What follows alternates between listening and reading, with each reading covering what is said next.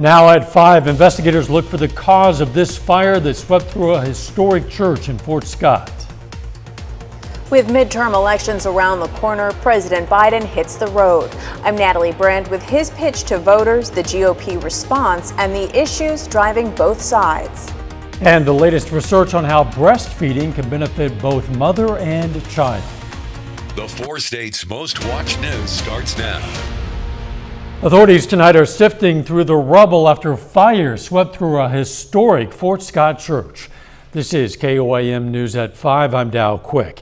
The overnight fire burned the Mary Queen of Angels Catholic Church on Holbrook Street.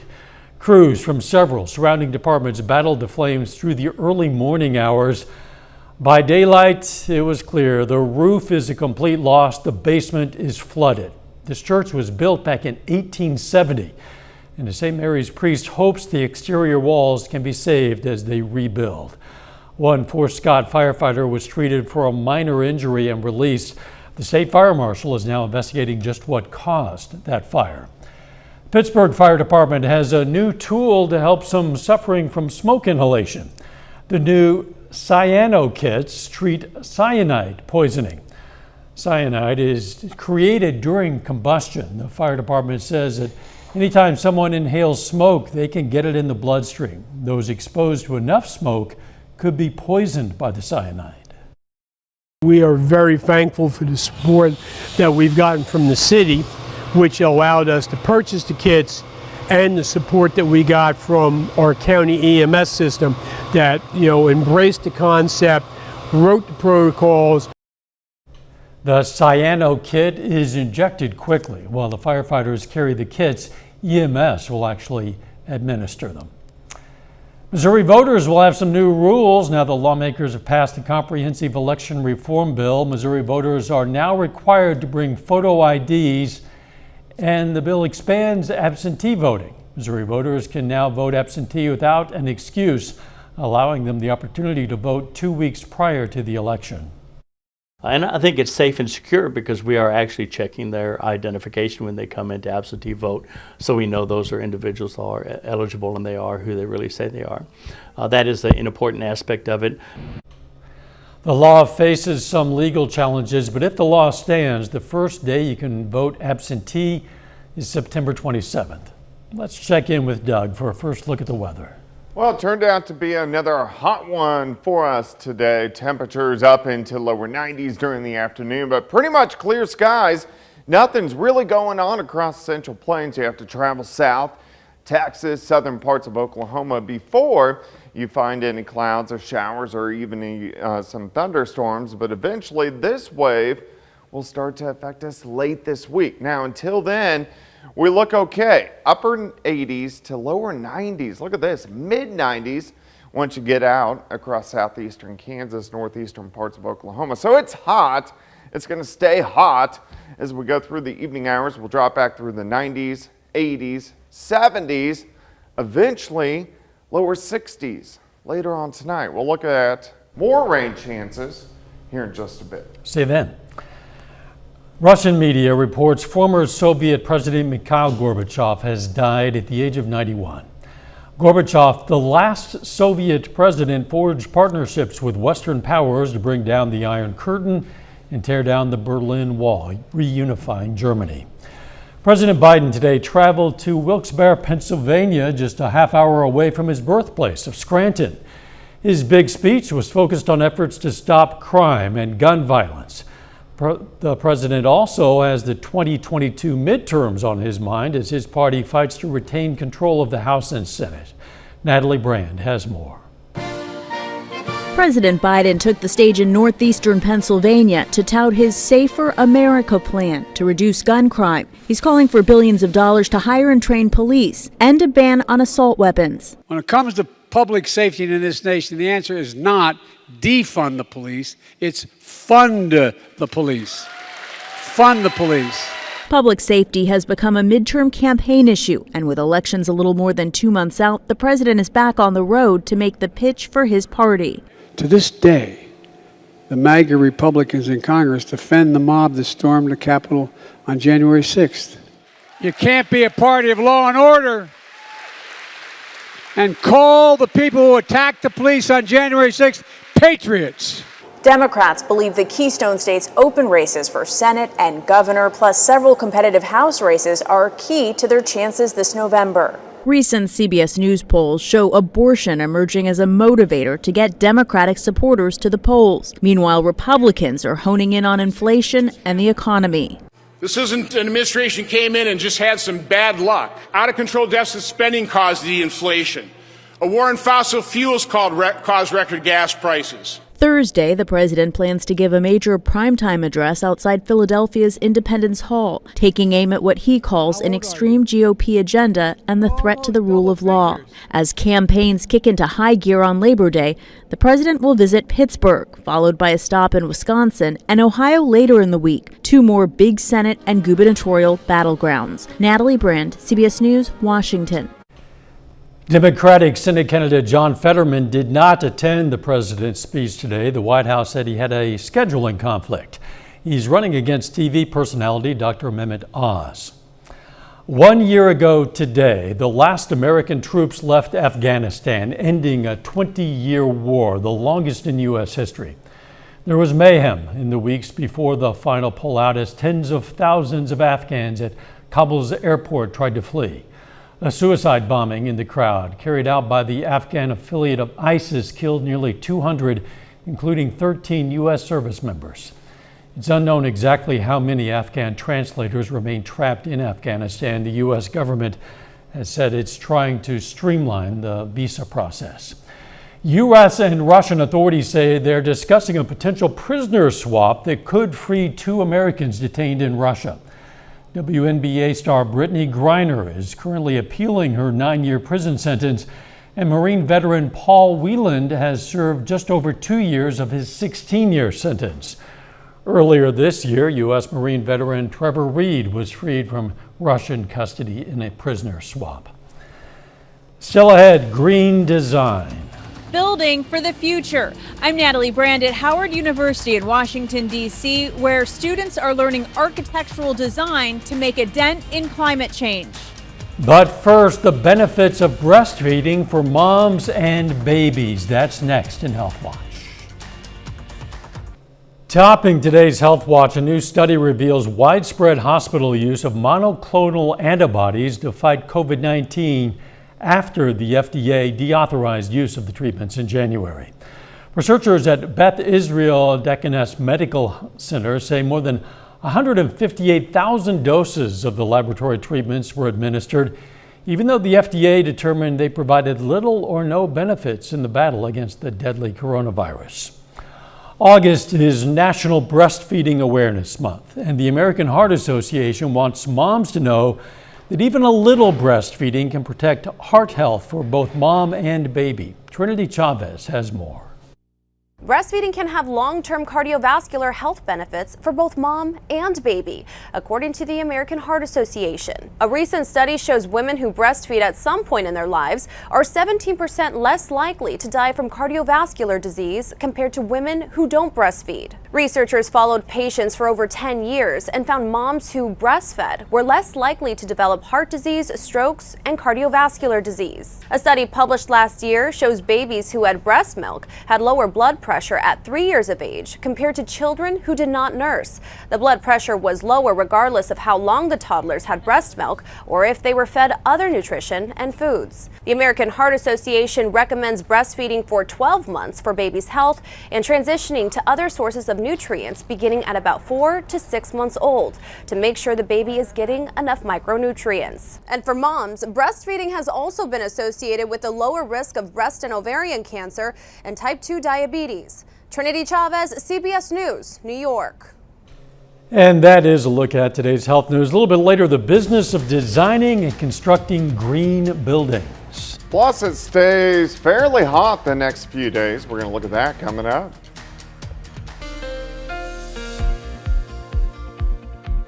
Well, it definitely turned out to be a nice Tuesday for us today after the thunderstorms over the past couple days. Plenty of sunshine across the region.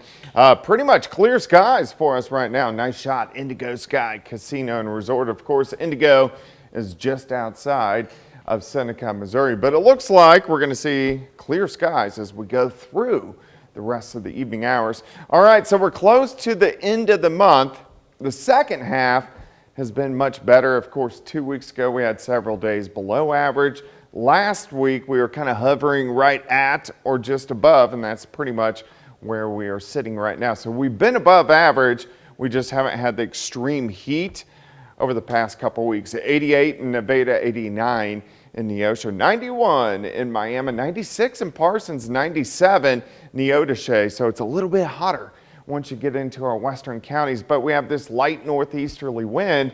So this is kind of ushering in low humidity. So we don't have the real sticky, muggy conditions, and we're not going to, at least over the next couple days. Looks good. Clear skies, 91, north winds at 12. Look at our relative humidity. It's bone dry. It's at 33%. We're going to drop back through the 90s, 80s, 70s, eventually lower 60s later on tonight. So it looks pretty good throughout the evening hours. Clear skies, not much going on here. We do have some clouds, some showers, some thunderstorms down to our south, and eventually this wave is going to kind of retrograde back toward the west and then kind of shoot in late this week, giving us chances for showers and thunderstorms late Thursday night into Friday. Until then, we look okay. Let's go through time. 6 a.m. looks pretty good. Upper 50s to lower 60s. So it's going to feel nice out there. Quick warm up through the 60s, 70s, lower 80s by noon. I think most of us, mostly sunny skies. By 4 p.m., we're going to top out right around 90 or 91 degrees. Here's your day planner. 62 to start, 86 by noon. High temp 91, northerly winds, light at 5 to 10. Tomorrow night looks good. We'll drop back mid 60s once again. As we go into Thursday, we'll start to get a few more clouds in here, especially late in the day, and we could see a random shower late afternoon into the evening hours. Most of the rain's going to stay to our south, but again, a random shower late Thursday night into Friday morning as this weak little system kind of passes by. So here's Friday afternoon, scattered showers, a few thunderstorms. Heading into the holiday weekend, most of the rain off to our east, but still we'll have slight chances to pick up a few showers. 91 tomorrow, 91 Thursday, 90 on Friday. We hold near 90 as we head into the holiday weekend, kind of hit miss storms. Not a big deal, and it looks overall pretty good for the holiday weekend. Yeah, temperatures tolerable, not more than we would expect. We can take it. Thanks, John. State of emergency has been declared in Jackson, Mississippi, where a water crisis is developing. Weekend flooding severely damaged a water treatment plant there. This potentially leaves close to 200,000 people without safe water to drink or enough water pressure to fight fires or even to flush toilets for the foreseeable future. Schools have also been shut down. The National Guard has been called in to help distribute bottled water to that community. Coming up, the movement toward more green buildings. First, though, we honor a local World War II veteran. Larry O'Brien served in the U.S. Army from 1943 to 1945, stationed in the South Pacific. His hometown, Stotts City, Missouri, and we're proud to salute Staff Sergeant Larry O'Brien, a four-state hero. Topping today's Consumer Watch, Elon Musk's legal team is demanding to hear from Twitter's whistleblowing former security chief, who could help bolster Musk's case for backing out of a $44 billion deal to buy the social media company. The billionaire Tesla CEO has spent months alleging that the company he agreed to acquire undercounted its fake and spam accounts.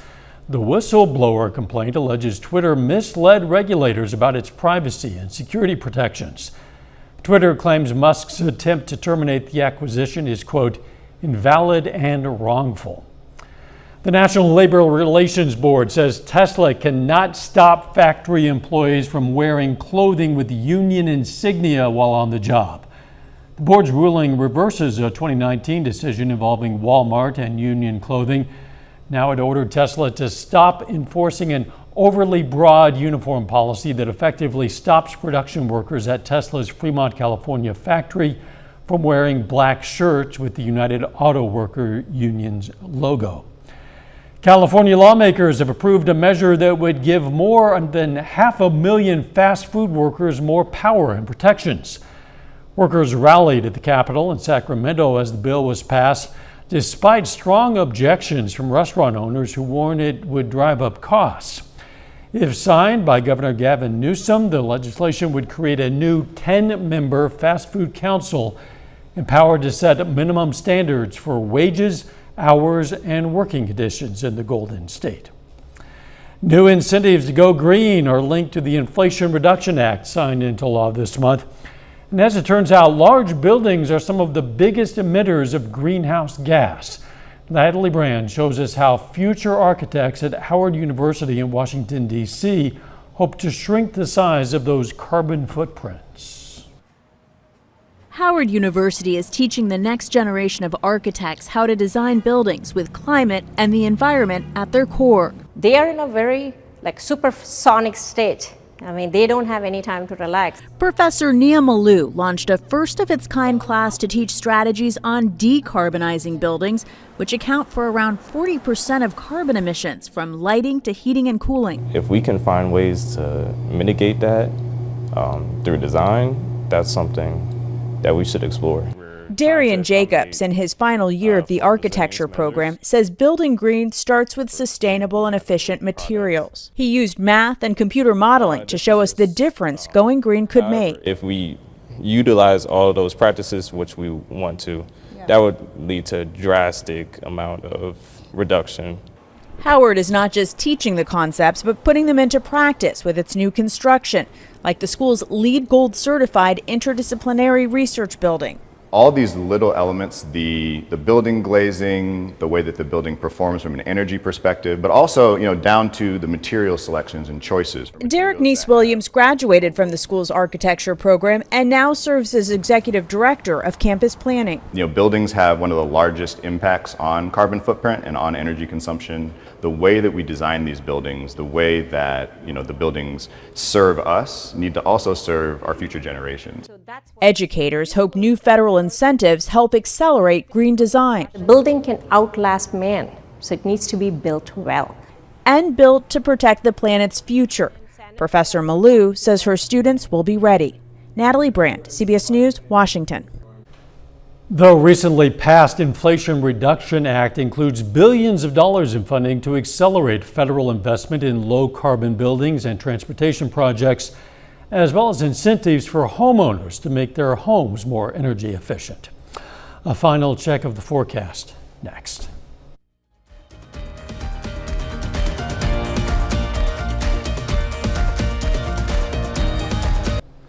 Up next on the CBS Evening News, could guns be banned in Times Square? Then on KOAM News at 6, a former Southwest Missouri high school coach returns to court for sex crime charges. Plus, a warning about a scammer impersonating a law officer in the area. And Pitt State football prepares to kick off the season this week. Stay with us for the CBS Evening News and then KOAM News at 6. Well, an Alabama deputy gets thrown for a loop when some goats stumble across his car looking for something to munch on and maybe a nice free spin around the block. This is apparently not the right video, but we can tell you the officer left his car doors open in the event of a dog attack, found the goats in his car and on the roof and hood after delivering some civil papers to an address. The goats were inside munching on the paperwork in his vehicle, but he shooed them off okay. He got back to work. All's well that ends well. Goats in the car. Interesting. It happens sometimes. I guess so. It's going to be hot for the next few days. It is. We're going to hang out lower 90s, upper 80s to lower 90s. Tomorrow looks fine. Mostly sunny skies. We are going to introduce at least some slight rain chances in late Thursday night, and then heading into the holiday weekend. But if you do have outdoor activities, don't worry about it, just kind of hit and miss storms. Thanks for joining us. The CBS Evening News is next. And of course, we're going to be right back here for KOAM News at 6. See you then. Let's make it a great evening.